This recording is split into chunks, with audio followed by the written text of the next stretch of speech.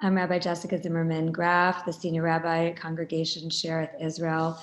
And I'm really delighted this evening that we have with us Seth Brysk, who is the Central Pacific Regional Director of the ADL, the Anti-Defamation League.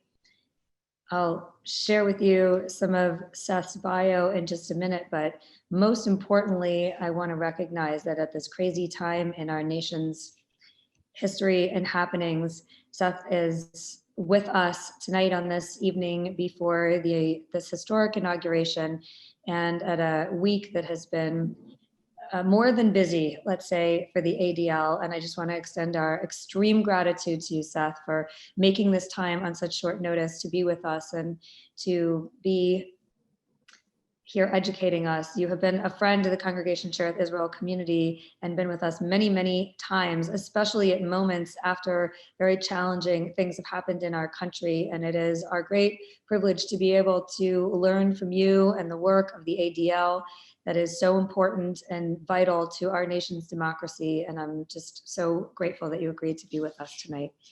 So let me tell you that Seth Brysk is currently the Central Pacific Regional Director, as I said, of ADL, but previously he was the AJC Regional Director in Los Angeles, the JCRC Israel Center Director in Boston, and San Francisco Hillel Executive Director.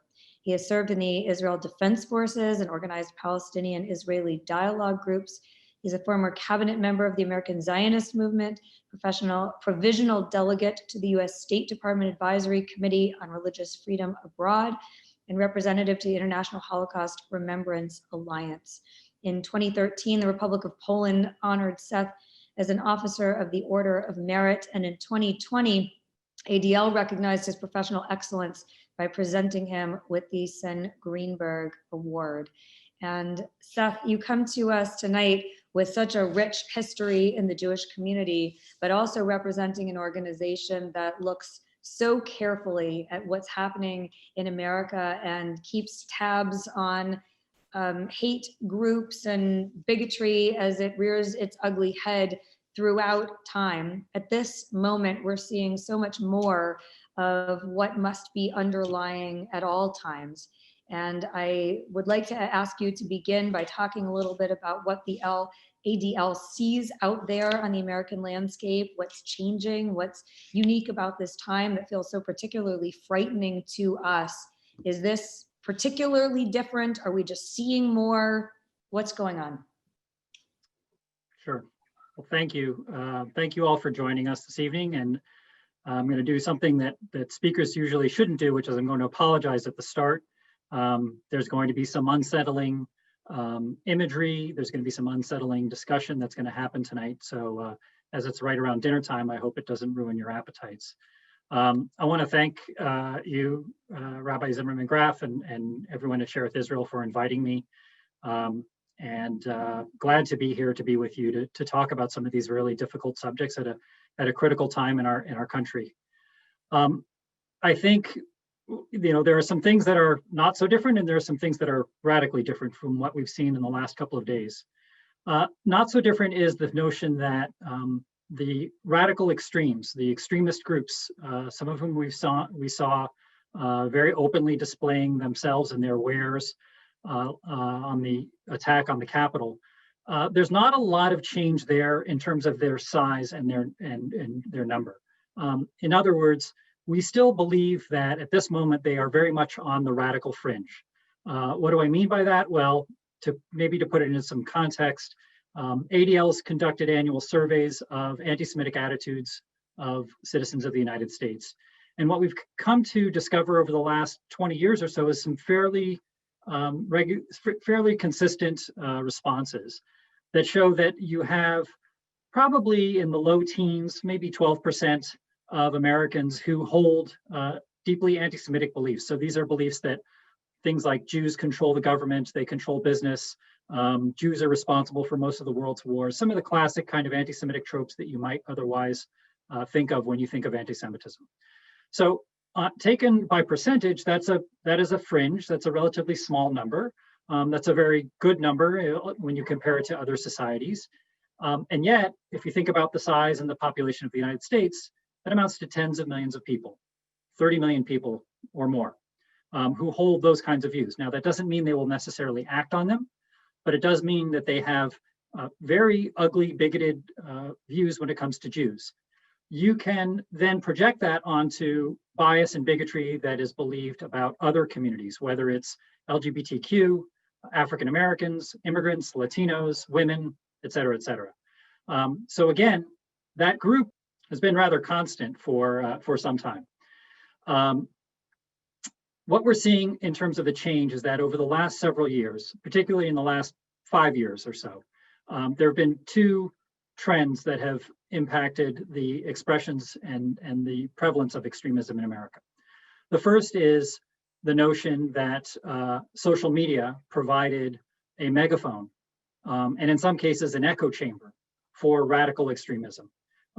Opportunities for people to be exposed to radical ideas. The notion that some people will take something that's in print on a computer screen as being credible without necessarily considering the source. And the fact that an individual with the push of a button from the comfort of their own home can spread these bigoted, hateful beliefs far and wide to thousands or even millions of users across the country and across the world. And by the way, in some cases, people from other countries spreading those beliefs within our own country. So social media certainly is a phenomenon that has played a role in the spread and in the emboldening of radicalism. But more to the point, we've heard the espousing of some of these radical ideas from leaders in society, whether it's in the media, in politics, in popular culture, people who are willing to spread and espouse these beliefs, sometimes also using social media themselves, even though they may have already had a platform. And in some cases, then the ways in which these platforms are set up creates sort of a feedback loop of people who initially go to explore a radical idea, and then the social media company wanting to hold the viewer's attention provides them something that's even more enticing to watch. And typically that's even more radicalized. It's even more far-fetched. It's even more extreme. That sort of clickbait, if you will, is what holds people's attention. And that's what they're trying to do, hold your attention for the sake of advertising and for the sake of being able to sell to advertisers the fact that their users will be engaged on their platform for a maximum period of time. And so those two events, the social media, the use of social media in general by everyone, extremists and individuals in society, and then also the ways in which politicians, community leaders, media personalities are using social media in negative ways has really led to an emboldening of those people on the extremes.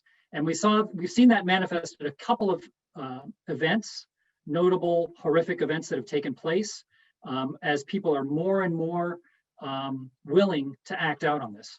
If you think about the Trump presidency that's just about to end, it was sort of bookended by and started with an event that we think back to in terms of Charlottesville, where you had a really small group, maybe 150 people. They came from 36 states, from almost as many radical splinter groups coming together in Charlottesville, ostensibly under the banner of rallying to the defense of Confederate statues, but really expressing rather openly and shockingly their anti-Semitic beliefs, their bigoted beliefs, and then also willingness to act out on it violently. And we've seen that repeat several times over the course of the last 4 years. We saw that in El Paso with a mass murder. We saw that in Pittsburgh with mass murder. We've seen shootings and other kinds of attacks in Poway and elsewhere in and around the New York area. Again, this repetition of the notion that people are feeling more and more comfortable not only speaking out, but also acting out on their radical beliefs. And that led us to the events of the attack on the Capitol, what we have been characterizing as a terrorist attack, where you had a number of different groups that came and displayed themselves and showed themselves under their own, literally in some cases under their own banner, but also leading groups of people who had come to either accept or really fervently believe lies conspiracy theories, and a willingness, not necessarily thinking that they were acting as extremists or were espousing an extremist belief, but rather were acting on the basis of that lie, and therefore willing to follow the leadership of these extremists as they breached the Capitol, as they violently stormed our House, the seat of power in the United States, as we were trying to go through what is the hallmark of any democracy, a peaceful transition of power due to the ballot box. So that's sort of the way in which we're looking at things today. And our concern is that the attack that we saw in the Capitol was not necessarily the end, but maybe the end of the beginning and the dawning of what may be a new sort of chapter, if you will, in how we deal with extremism, conspiracy theories, and lies, and then the resulting bigotry, racism, anti-Semitism, and other forms of hate that come about. So I know the ADL tracks these kind of radical groups all the time. Are there, based on what you were just saying, are there so many more of these groups and people, or have they just been given a voice and an acceptance in society that has let them come out? What have you seen in your research? So there are some new things that are happening. So if you think back again to the beginning of the Trump administration, we saw the advent of a set of groups that were broadly labeled the alt-right.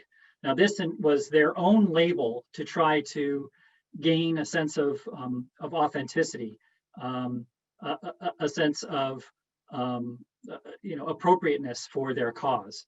That they weren't radicals or extremists or bigots or white nationalists or white supremacists. Rather, they were simply an alternative to a conservative way of thinking.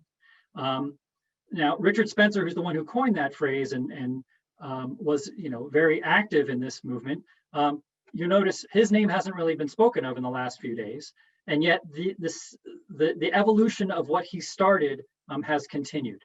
We have seen some of the traditional groups, the neo-Nazis, the Ku Klux Klan, some of those groups continue to practice their wares. But what we've also seen is either the advent or the splintering, in some cases, schism in leadership among these groups of different groups that have shown up. And we saw some of them take part notably in the attack on the Capitol a couple of weeks ago. I can actually, if you'd like, maybe at this point would be a good moment to show you just a couple of the images from the attack on the Capitol to give you a sense of who some of these groups are. What we're seeing is some of these symbols hold deep meaning. So you had here, for instance, the setup of a noose and gallows that were set up outside the Capitol. Now the noose, particularly for the African American community, is evocative of the lynchings that took place across the South during the time of Jim Crow and before and even since. But the gallows, also this notion that what this crowd was attempting to do was that they were going to be executing politicians for acts of what they perceived to be treason. You also had another classic sign of hate, the Confederate flag, being marched through our nation's capital. Now, this is a group that the people who you see here in the combat fatigue and the vests, but also wearing the orange hats, and you saw them scattered throughout the crowd. These are folks who are part of a group called the Proud Boys. Now, these are they're using a white power symbol, the OK symbol. It's a way of the symbol is a combination of the W and the P. The W being the fingers and the P from the circle on the hand. They use this rather common symbol to express their belief in white power and in white supremacy. Now, the Proud Boys themselves are not necessarily by their ideology a white supremacist group. They characterize themselves as being Western chauvinists.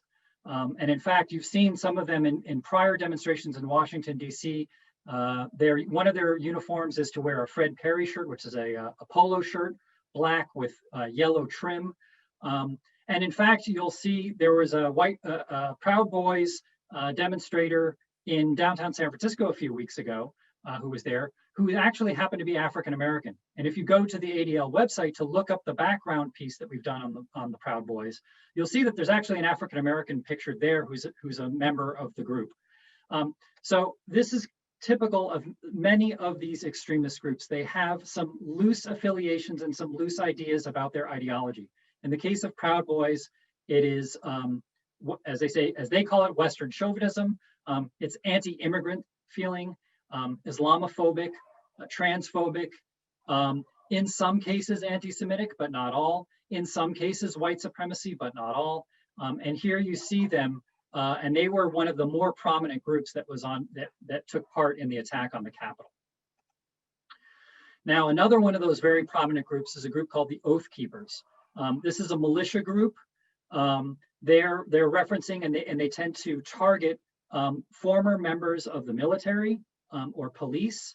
Their name sort of derives from this notion that they are the ones who are really going to keep the oath of their office, meaning when they swear in allegiance to the country and to the Constitution, they're the ones who are really defending it. Now, it's based on their interpretation of what the Constitution says. So for them, they are concerned about things like gun rights.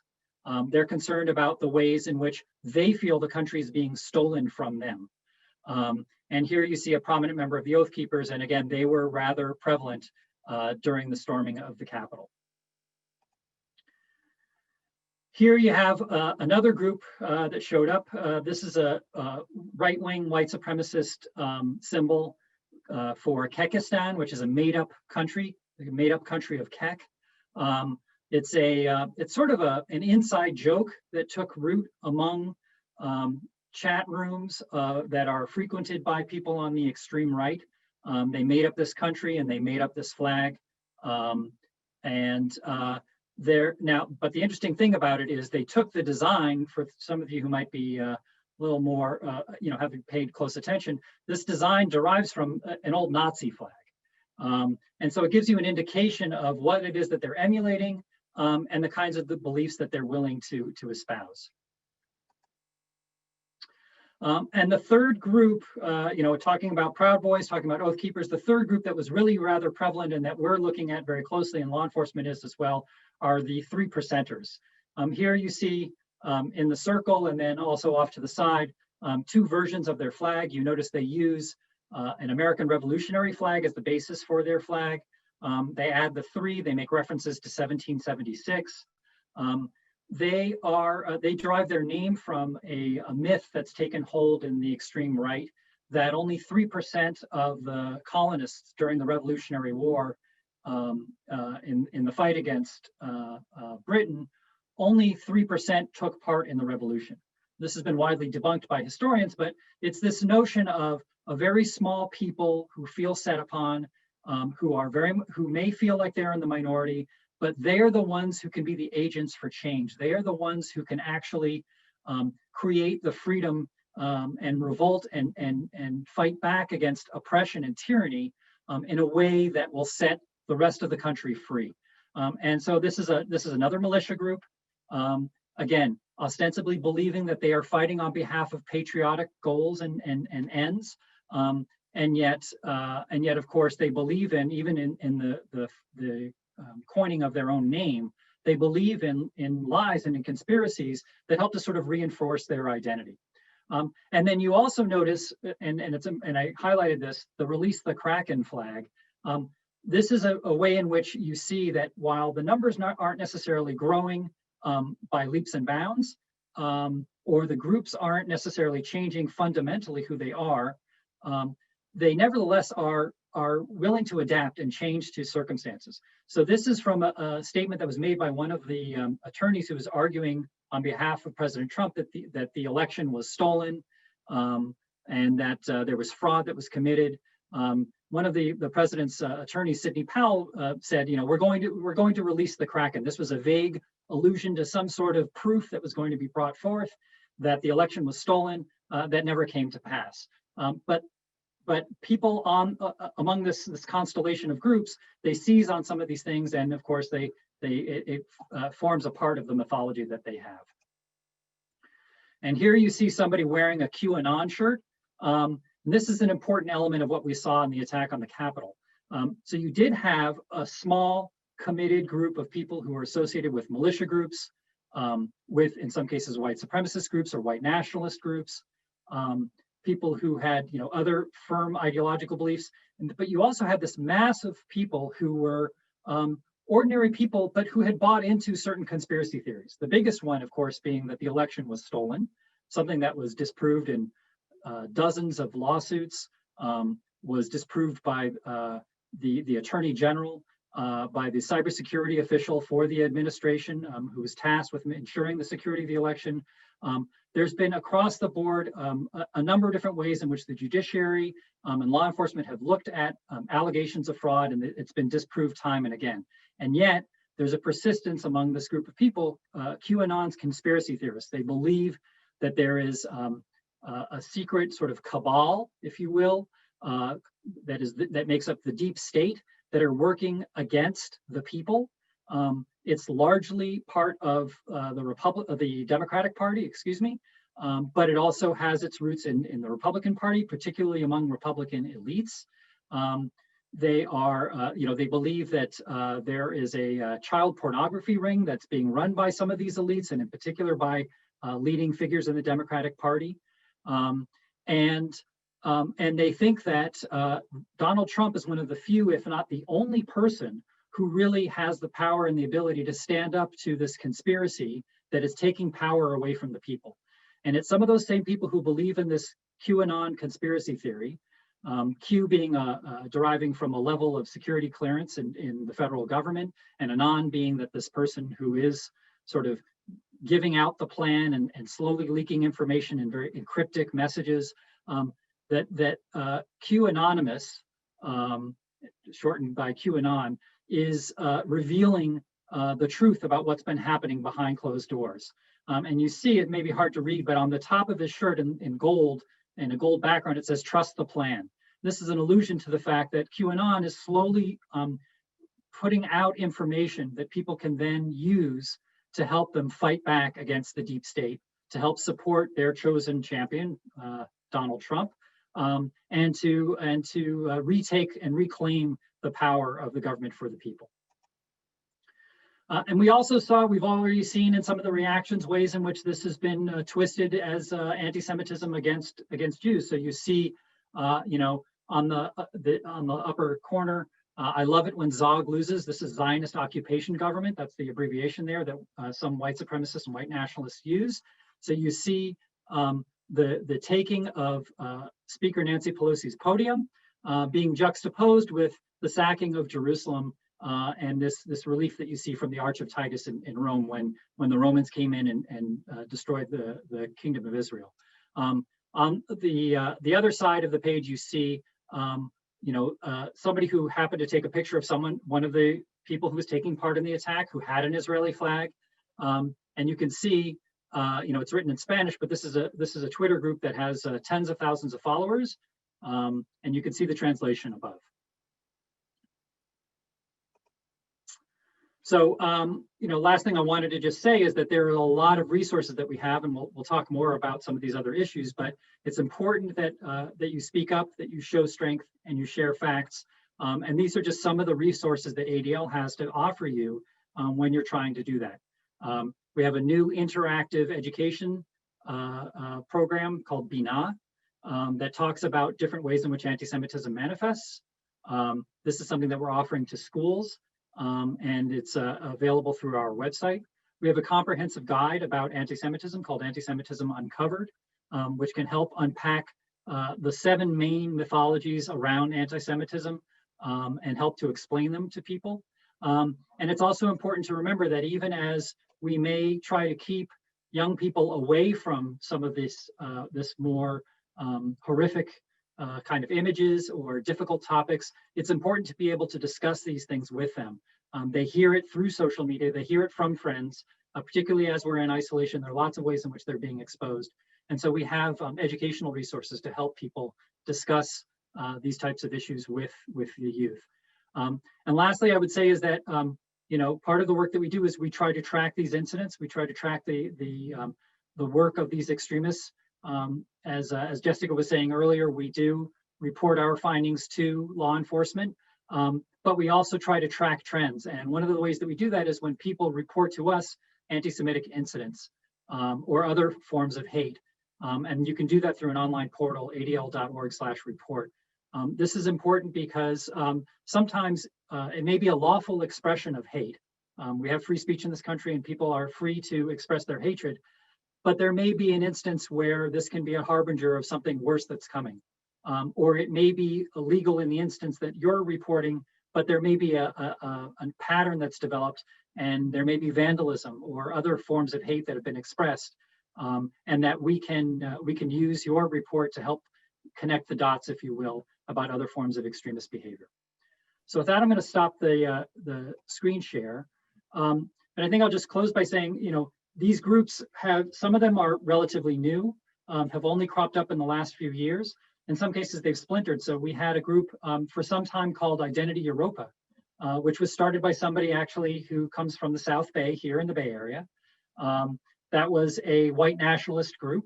They are the ones who came up with the term, you will not replace us, Jews will not replace us. And if you think back to the Charlottesville rally and the Tiki Torch March, that was what they were chanting as they were marching through Charlottesville that night. That group, in essence, no longer exists, in part because there was a struggle for power in the leadership of the group. It's been taken over by a new group, which basically holds the same kinds of white nationalist views, but they now operate under the name American Identity Movement. So in some cases, you see different names, different groups showing up. That doesn't necessarily mean that there are more people. But again, what we are seeing is that these people are emboldened. And now there's also an undercurrent of susceptibility to conspiracy theory, the more prevalence of these types of lies. And because of these lies, the willingness of ordinary people, and we've seen them, teachers, retired members of law enforcement, retired members of the military, business owners who also took part in the storming of the Capitol. They are following in the footsteps of these more extreme elements. And one of the reasons they're doing so is that they've been conditioned through the repetition of these conspiracies and of these lies to be willing to accept them as truth and then to therefore act out on them. Thank you for sharing those pictures. We've seen some like it, but being able to, identify these groups and hear your report is extremely frightening. A question that's in the chat, and I have so many questions to ask you. It's mind-boggling, really, what you just showed us. A question from our Rabbi Emeritus, Rabbi Wiener, asking about Facebook and the role of Facebook in disseminating the lies, as you were talking about the role of social media. Has Facebook played a particular role in this? Well, I'll say hi to Marty, and I'm glad he's joining us this evening. I will say, look, it is true that Facebook has played a role. Twitter has played a role. Many other sites and social media platforms have played a role in this. It provided, as I said, a megaphone for some of these extremists to be able to put out their views in an unfettered way. And again, if you think about the way that some of these places will recommend content to you, that you liked this, well, you might like this. When they do that, the algorithm, which is just that, it's a computer that's making decisions, it's not a human being, they want to hold your engagement. And so the engagement that they are able to maintain is usually predicated on more extreme content. It's more sensational, and therefore it's going to be more enticing than the last thing that you saw. And that led to radicalization. We are pleased to see that Facebook is finally acting. We're also pleased to have played a role in helping companies and sponsors who are advertising on these platforms to understand that their name, their sponsorship is helping to pay for the spread of extremism. So, you may want to simply be selling your widgets, but your widgets are being advertised next to a video that is spreading conspiratorial lies about other members of society. And do you want your company associated with that? So it's good that Facebook and Twitter have started to take some action. There are still going to be some sites. There are sites that are purposefully set up as what they call free speech zones. completely unregulated content. There are no necessarily rules of community engagement on these sites. And these are the places where we really see some of the most extreme elements coalescing. 8kun, 4chan, Gab, some of these other chat sites. In some cases, they use other forms of communication. So they'll use Twitch, which is actually a communication social media platform for people who are involved in online video games. But we've also seen ways in which people, even extremists right here from the Bay Area, have used those platforms as a means to communicate or talk about the violence or the extremism that they mean to act out on. So Diane Feldman asked a question in the chat that relates to this. What is the ADL's position on the First Amendment and protection for hate speech? So first of all, I will say we are firm believers in the Constitution. We absolutely believe in the First Amendment and will defend the First Amendment. And it is part of that, of the First Amendment, is to defend that which we find hateful to ourselves. But having said that, let's remember Facebook, Twitter, some of these other social media companies, YouTube, these are not government entities. The First Amendment talks about the ways in which the government should not try to dictate to you your expression, whether that's your religious freedom or your right to gather or your right to express yourself. And so the First Amendment doesn't really apply to these private companies. Again, think of them as if they are newspapers or broadcast television.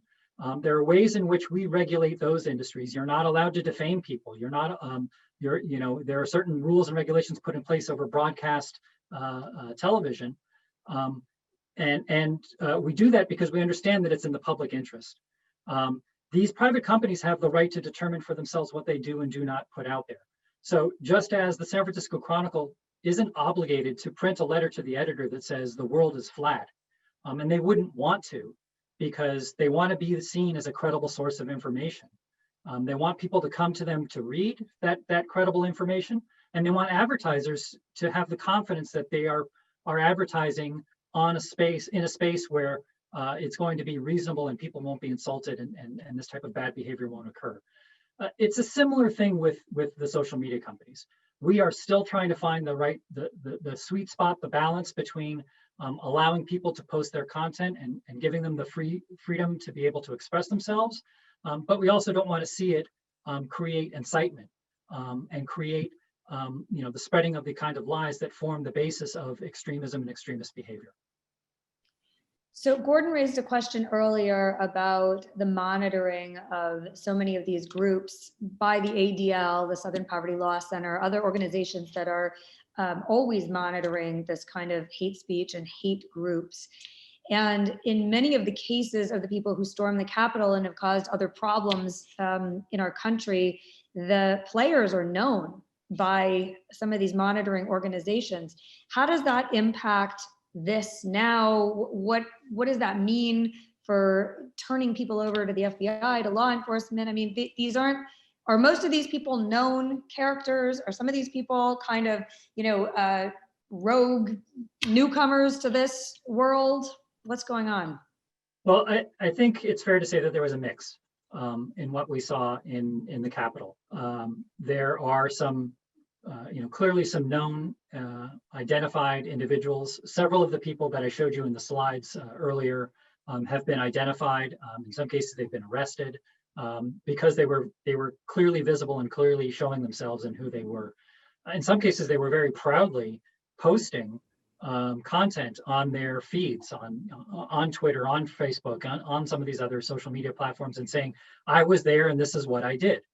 But I think it's also the case, as I said, we had, contrast this with Charlottesville, where there was maybe 150 of these of really hardcore extremists who were taking part in the demonstrations and in the violence. With what we saw were hundreds, or maybe even, I still haven't seen an accurate accounting of how many people, but certainly hundreds of people who were taking part. And to be sure, there was a core of leadership of extremists who were leading them, egging them on, taking in some cases, the initial violent action. Law enforcement is still investigating about the degree to which their activities were coordinated that they may have actually had some sense of exactly where they were going. They had a mission. There's some video that shows people communicating with one another, trying to coordinate their activities. So that certainly is that hardcore extremist element. The more frightening part is, as I said, people who were just sort of there to attend a rally because they believe this conspiracy that their election was stolen. They may believe other conspiracies about how their country is being stolen. They may even dabble in some extremist beliefs that their culture or the whiteness of this country is being stolen. But there were some more ordinary people, ordinary citizens who believe the QAnon conspiracy theories and other types of conspiracy theories, who sort of rushed in and followed that lead. And those are some of the people that are who aren't the well-known leaders and people who are involved in these groups. And again, recall that even though these groups may have a name, they may have a symbol, they may have some sense of ideology, they may have a write-up on the ADL website. Many of these groups are only, a few dozen or a few hundred people at most across the entire country. So, they still are very small, very much on the fringe, even as they were able to motivate so many people to act. So I want to ask you about anti-Semitism, and you touched on it a little bit, but as Americans and Jews in this particular audience, these kinds of things, the pictures you just showed us and the pictures that we saw last week on TV and that we fear when we hear that we're locking down for what might come in the future, is very visceral to the American Jewish community and to other communities as well. But I think a lot of the hate speech or the extremism that we think of in America often feels like it's targeted at us. And it sounds like, it looks like maybe this isn't so anti-Semitically motivated, although there's an element of that. We saw those horrible, the Auschwitz t-shirt. We saw that, 6 million wasn't enough, right? Whatever that logo stands for, this horrifying, sickening message that, was present there in whatever form. And I'd love you to tell us a bit about the threat as you see it to the Jewish community specifically, and how much of this seems to be motivated by anti-Semitism. And then as a corollary, there were Jews there. I don't know how many Jews were there. There was certainly a prominent Orthodox Jewish judge from New York. His son was very visibly there and has been written up in the media. Were there a lot of Jews there? And what on earth does it mean that there are Jews involved in this kind of uprising that has some anti-Semitism attached to it? So excellent questions. I'll go back to some of the things that I was saying earlier about some of these groups. If you think about the QAnon conspiracy theory in particular, I talked about there's a cabal, there's a small group that is manipulating and controlling things. They are involved perhaps in pedophilia, right? In threatening children, and in using children for their own devices. That they are controlling, that they're not well known, that they've controlled not only the Democratic Party but also to a certain extent the Republican Party. That's the generalized conspiracy. But if you think about it, that harkens back to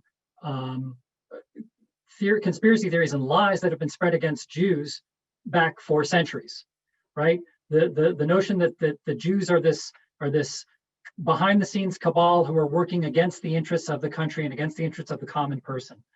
The fact that they are doing things, they're harming children, doing some really just abhorrent, unethical, immoral things, that they're manipulating things. If you think about also some of the other frequent targets like George Soros being the one who is funding or manipulating some of these things. There are ways in which anti-Semitism creeps into this in subtle and not so subtle ways. But it's also true that conspiracies in general, the notion of truth being a casualty here is generally bad for the Jews. I mean, we have benefited from living in a democratic and open society where where we can depend upon the rule of law, where we can depend upon the courts, where we can go and petition our government.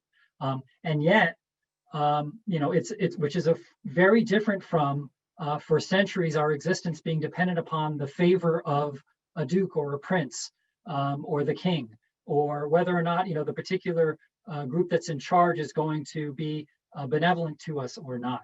So democracy is very good for the Jews. And when democracy is threatened, that's bad for the Jews. Now, it's also true, as I showed you in those images, while the characterization may have been anti-Semitic, it's certainly true that there was somebody who was taking part in the rally who was waving an Israeli flag. It's certainly true that there are going to be Jews who are believing and espousing and promoting some of these conspiratorial lies that I just talked about. And that is the case. And part of the normalization of the hate, part of the normalization of the conspiracies that's come from the highest office in the land has led others to believe that, oh, it's okay for me to be a part of this, and I can take part in it, and I'm not necessarily harming my own community. So yes, it's true. We have seen some people who identify as Jews who are taking part. I don't have any numbers to report in terms of what percentage or how much. And again, many of these groups, as I said, there isn't necessarily a clear-cut ideological program that they're committed to. And so for some, they are militia. For others, they are espousing their white nationalist beliefs. For others, it's white supremacy. But the last thing I'll say is this, white supremacy, as its name implies, is really about racism and about trying to posit this notion that whites are superior to other races. But there is a particular and important role for white supremacists that the Jews play. And we talked about this. In fact, I talked about this at Shereth Israel. I think it was after the massacre in Pittsburgh. There is a notion that if you think back to Charlottesville, you will not replace us is an allusion to the Great Replacement theory. This notion on the part of white supremacists that America is literally the face of America is changing. It's browning. It's being changed by immigrants. It's being changed by the greater freedoms and the rights that are being afforded to Black Americans. They changed that chant to Jews will not replace us. And the reason being, and also the motivation for the person who committed the massacre in Pittsburgh was that it's the Jews who are manipulating American society. The Jews are allowing for mass immigration. The Jews are the ones who are putting their thumbs on the scale of society. If I'm a white supremacist, I believe that whites are superior. So how do I explain that Barack Obama becomes president? Or how do I explain that Oprah Winfrey is a successful businesswoman? I explained it by saying, well, it's the Jews. The Jews are creating an imbalance in the natural order of things. And if we can simply eliminate the Jews, a white supremacist would say, then things will return to the natural order.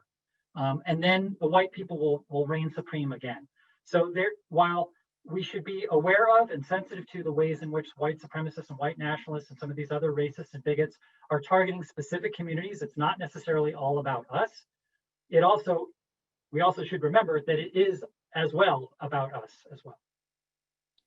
So what would you say to the Jewish community as far as, I don't believe that we should live in a state of fear, but I also don't believe that we should live completely in a state of denial all the time either.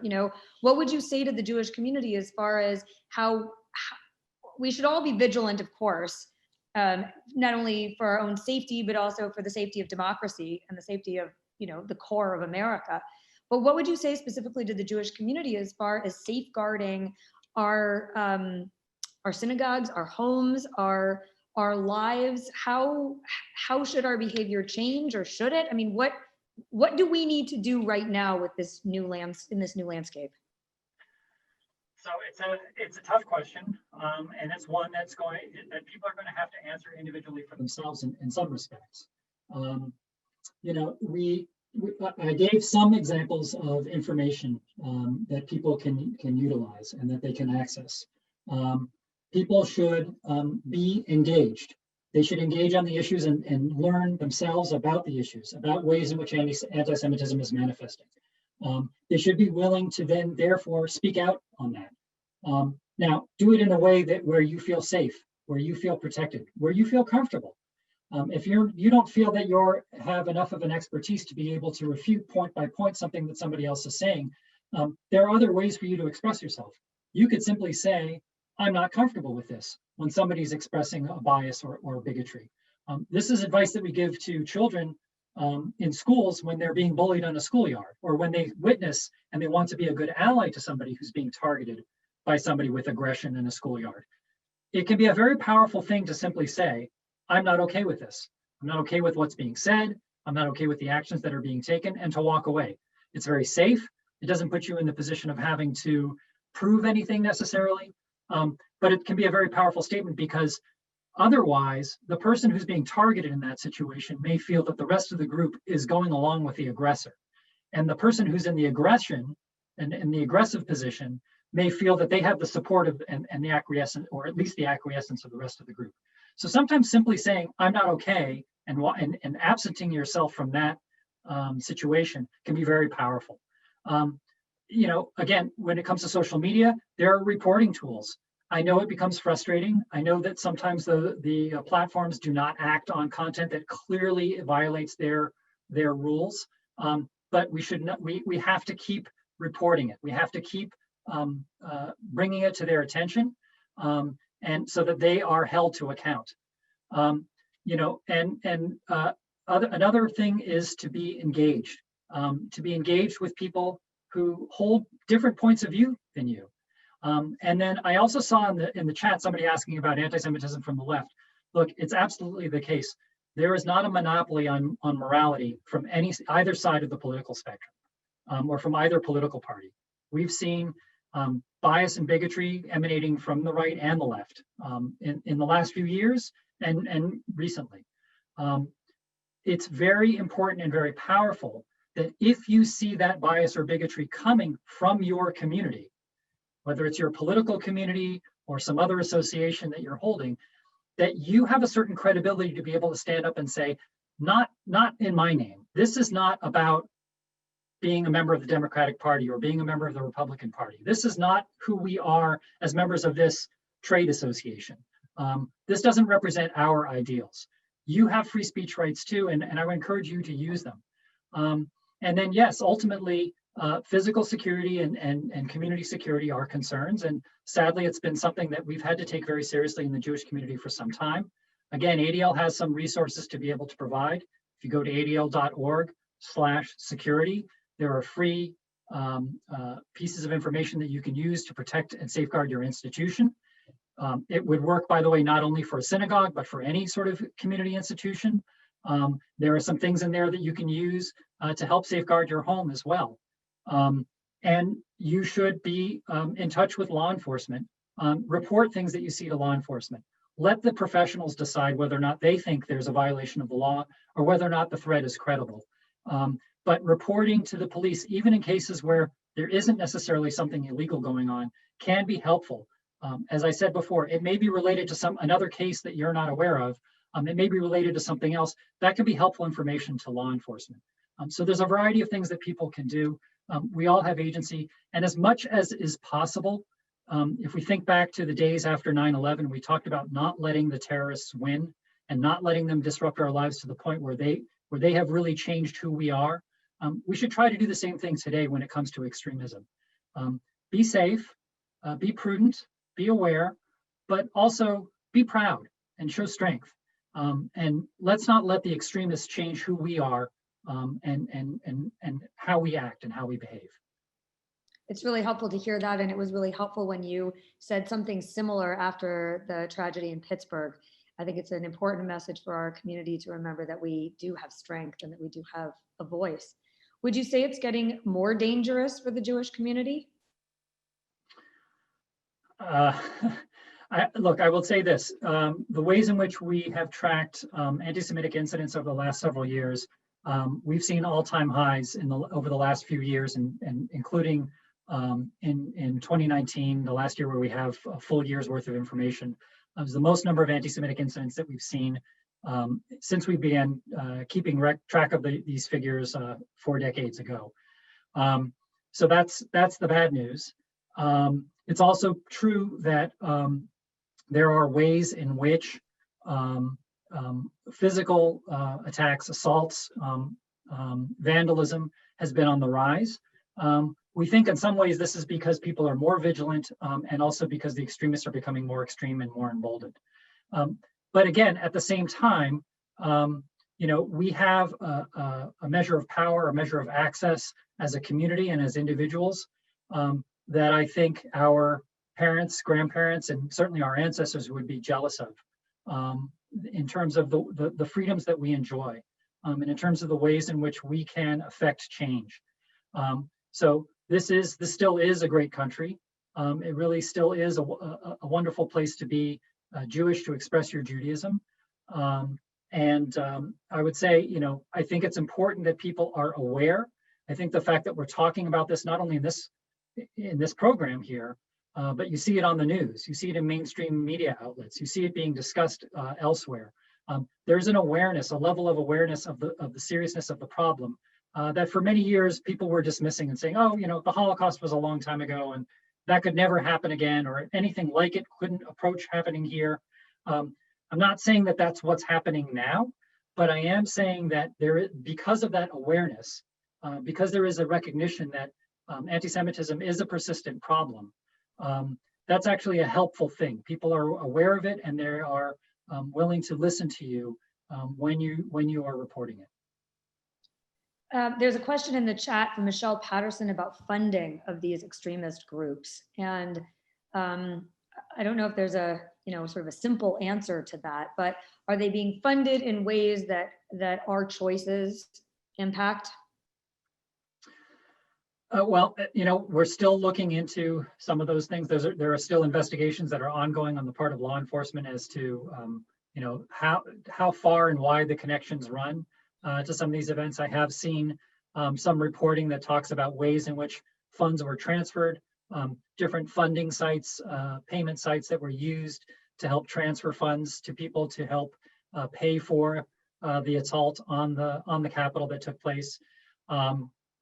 The potential for foreign actors and involvement of people from overseas is certainly very real, and there is potential there. But to this point, we just don't know. And again, part of being in the information age, part of being in an age where the online world blends into the real world, there are many ways to do much of this activity for very low cost. So while that's certainly an important part of the equation and something that we should be aware of, it's not necessarily a simple fix where you can turn off the funding and then you'll turn off the hate. This is going to take a sustained effort on the part of civil society, on the part of all of us, on the part of people being in allyship with us and other communities in coalition with one another, to push back against the hatred, push back against extremism, and of course also push back against the conspiracies and the lies. So I want to close with one big question. Tomorrow, there's so many big questions and it's such an important topic. We could talk for hours. Tomorrow, our nation enters into a whole new chapter in what will become American history. And, we pray a time of much more tolerance and peace and democracy being upheld.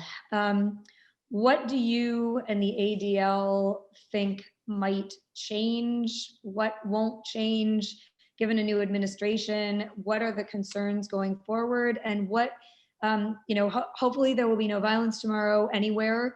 Hopefully there will be a peaceful transfer of power, as you said, which is a hallmark of democracy. And we are being watched by the entire world to see whether, in fact, our country will achieve that, as we have so many times in the past. What's next for America as you or the ADL might be predicting or warning or celebrating a new beginning? Well, I don't want to get in the business of predicting too much. That's not necessarily a good place to be. I will say we did see the seeds of the hatred that was spread well in advance, and we were warning about it. In fact, we published a blog about the potential for violence on January 4th, 2 days before the Capitol was attacked, that talked about some of the very same groups plotting and planning and very openly expressing what they wanted to do. I think we have to think about, as I said, these groups in some cases have for years now been saying that their gun rights are at risk and their guns are going to be taken away, or their race is at risk. Their race is being replaced by people from different races, or their country is at risk. Now you have this other lie that's taken root, that their votes, their election was stolen from them. So that sense of grievance certainly animates people on extremes. I think that we have to consider the fact that for the next 4 years, because this lie has been spread so far and wide and from such prominent places, that we may be living with that for the next 4 years. It's not something to live in fear of, but it is something to be aware of. And while, most indications are that the inauguration itself is going to be very secure, that to my knowledge, there haven't been any specific threats that we've identified or that others have identified. But again, there have been other threats that have taken place. I mean, we've seen repeated demonstrations that have also spilled over into violence taking place in Sacramento for weeks now. And many of the same groups that we talked about earlier were taking part in it. We've seen the violence at the Michigan State Capitol, at the Idaho State Capitol. So this is a problem that is proliferating across the country. I think it is something to remember for us that freedom is not free, that we must be vigilant, that we must speak out and use our voices and exercise our rights in order to protect our rights. So my hope is that we can turn the corner, that even as we've seen that there is this very serious threat that took place, these horrible events that occurred, that we can start to put them in the past, but we have a lot of work ahead of us in order to do that. And that means accountability for the people who took part and those who played a role, completing those investigations fully, and holding those people who were responsible to account.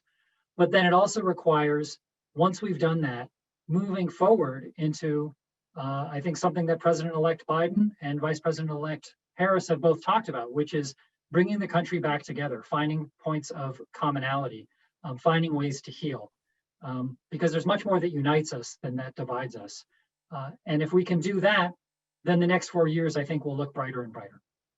Do you think I promised that was the last question, but I'm going to ask you this one more. Do you think a new administration can really set us on a path to healing? I mean, any new administration, can we in the next 4 years repair the kind of fractured society and the upwelling of grievance that you're talking about that we're seeing?